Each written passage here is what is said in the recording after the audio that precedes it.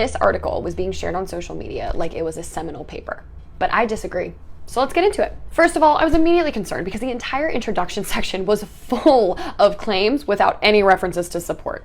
But I kept going, and let's talk about the methods next. Let's start with a quick reminder about methods. So this is not just the type of study that's done, but also how well they execute it. So this triangle is super helpful for understanding the different levels of evidence. However, we have to go a step further and think about how they're controlling for variables and the level of bias. Okay, so this study claimed to be a scoping and systematic review, but that requires a systematic and iterative approach, which this did not. Additionally, systematic reviews require that you search in at least 3 databases, and this study only searched in 1. That would make this more accurately defined as a literature review or narrative review, which is more subject to bias and offers very little to no implications for clinical practice. But they did pull 7 studies, so let's talk about those. The first was a single case report, and it was with an elderly man losing maxillary suction on his dentures. Release of the buccal frenums was only to provide a smoother fit with dentures. The next was a cadaveric study. This was on participants ages 67 to 99 years old, and all this tells us is what tissue that it's made of, which it told us that it borders muscle, and this is important for later. Next was a case series, and it had 7 participants, and all of them had buccal ties released at the same time as lip and tongue ties, so there wasn't any control there. On a follow-up study by the same author on 40 bottle-fed infants, there was a median age of 47 days old, and it was all parent-reported. Additionally, all either had tongue and lip or tongue, lip, and cheek ties, so there wasn't control for buccal ties only. They were looking at GERD symptoms at 1 week and 1 month post-procedure. However, maturation plays a huge role in GERD symptoms in infants at this age. Next, they pulled this consensus paper. This does have better level of evidence, as it contained a priori protocol of 9 steps. Here's all the steps, but as you can see though, it included a systematic review and an iterative approach to reviewing survey results. And the findings of this study concluded that buccal ties should not be released for any reason. Additionally, they report the importance of this function is underscored by evidence that manual cheek support enhances suction during breastfeeding. Therefore, it is illogical that division and resection of the buccal frenulum would be useful in facilitating breastfeeding in infants. The next study was a parent survey, and this really only told us how infrequently buccal ties are released, and when they are released, it's typically in conjunction with tongue and or lip ties. And finally, they did include a systematic review, but that systematic review revealed 0 articles relevant to cheek ties, and they recommended approaching any releases of buccal frenulums with caution. The second method used was a survey, which contained very high levels of bias. Why, you ask? I would love to tell you. The participants were solely recruited from Facebook groups where people talk about these topics related to their practice. In the article, they actually state the group sampled may or may not represent the entire population of providers and likely represents the most enthusiastic and interested on the topic. They also stated that providers' opinions were based on their own clinical experience, conversations with colleagues, social media, or non-peer-reviewed websites. It is so important to emphasize that the observations and clinical practice reported in this study are not further supported by other evidence. We have to check in with other sources in conjunction because this contains high levels of bias. Okay, so now that we understand the methods and their flaws, let's get into the results section. First of all, majority of participants were dentists, followed by speech-language pathologists, IBCLCs, registered dental hygienists who have training in orofacial myofunctional disorders, and then physicians, midwives, nurse practitioners, and physician's assistants were the least represented in this survey. This is important to note, as it was found that physicians, midwives, nurse practitioners, and physician's assistants were much more skeptical about the role, prevalence, and impact of buccal ties as compared to dentists, speech therapists, orofacial myofunctional therapists, lactation consultants, and body professionals, based on their estimates of buccal tie prevalence and indications for release. Furthermore, there was a lot of inconsistencies in what we saw providers reporting as compared to what we see in the literature. One of the biggest or scariest things that I found through this study is how many providers are implementing and recommending certain practices without any other evidence to support the claims that they're making or what they're doing. In fact, this study showed that the more experienced a provider was, the less they functioned on functional impact at all. Majority reported that the most effective way to determine if there is a buccal tie is to do a finger sweep and palpitation. Only 1.3% considered functional implications only. Among those who endorsed palpitation, 74% recommended additional benefit from pulling the cheek to look for blanching.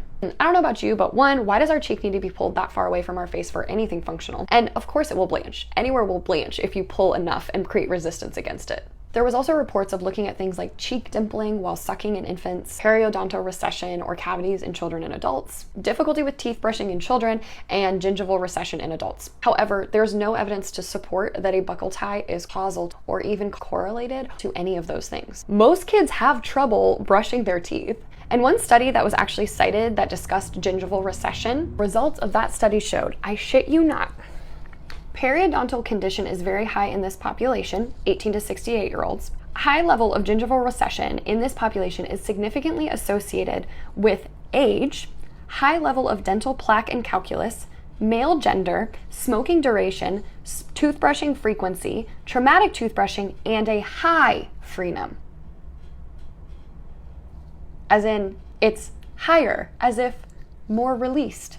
Anyway, there was also claims made that it can cause food to pack up in there, increase dental caries, have impact on certain speech sounds, and there's just no research to support those claims. Additionally, discussion on adult facial tension, food pocketing, limited mouth opening, or cosmetic concerns were brought up in the adult population, but again, no research to support. All of this to say that these claims were reported by clinicians, but there is no additional research to show that those claims are true. So fine, clinicians are reporting that that's why they release these things, or that's why they think it should be released, but we have to consider that opinion in conjunction with other evidence to make a well-informed decision. Furthermore, let's talk about the authors of this study. When I quickly did a scroll, the conflicts of interest statement showed that all authors said that there was no conflict of interest that they needed to report.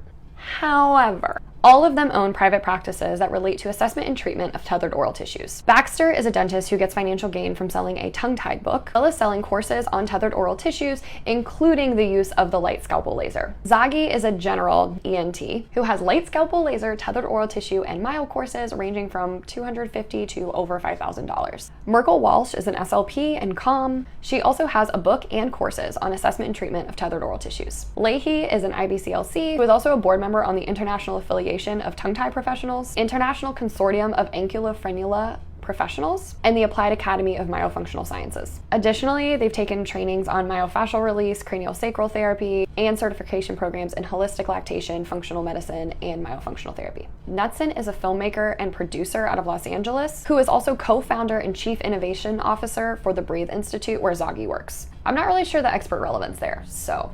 Although none of them declared any conflicts of interest, it is always important that we check with the authors and find out their background and potential biases. In conclusion, the article states, buccal ties may affect aerophagia and feeding problems in infants, oral hygiene and dental issues in children and adults, speech issues, feeding issues, and fascial concerns. However, this type of study cannot draw anything causal. It also can barely provide something correlational because there aren't additional studies to support the claims made. Just because someone tells you what they do or what they see doesn't make it generalizable or true. They also offered in the appendix a classification tool, as well as assessment and treatment protocols to use with infants, children, and adults. I highly caution you in using those in practice, as it is entirely based on these opinions from a survey. While I was happy that they included some limitations sprinkled throughout, there was no mention or even ask in the survey of potential negative implications or side effects. They were only seeking out reports if beneficial. Additionally, they did not ask for clarification if the symptoms that were reported were related to buccal tie releases or buccal in conjunction with tongue and or lip. Really, all this tells us is how a select few clinicians, mostly dentists, with a strong interest in tethered oral tissues and history of diagnosing and treating them, report symptoms and their clinical practice. And even then, it showed very inconsistent findings of assessment and treatment of the buccal frenum. Taking this information as if it means that releasing cheek ties should be generalized practice is a misinterpretation. It is honestly scary how many providers are making recommendations that we should be releasing cheek ties when majority of evidence tells us we should not. This would be like saying we should treat stuttering with essential oils because a bunch of people who sell essential oils and use them in practice says that it works. Have to compare the results of this study with other studies, preferably higher level evidence to either confirm or deny what was reported. Anyway, I hope this helps and make it clear why we can't just read the title, read the abstracts, and pick the points that we want. We have to go deeper. If you made it this far, thanks for hanging around. Can't wait to see discussions in the comments.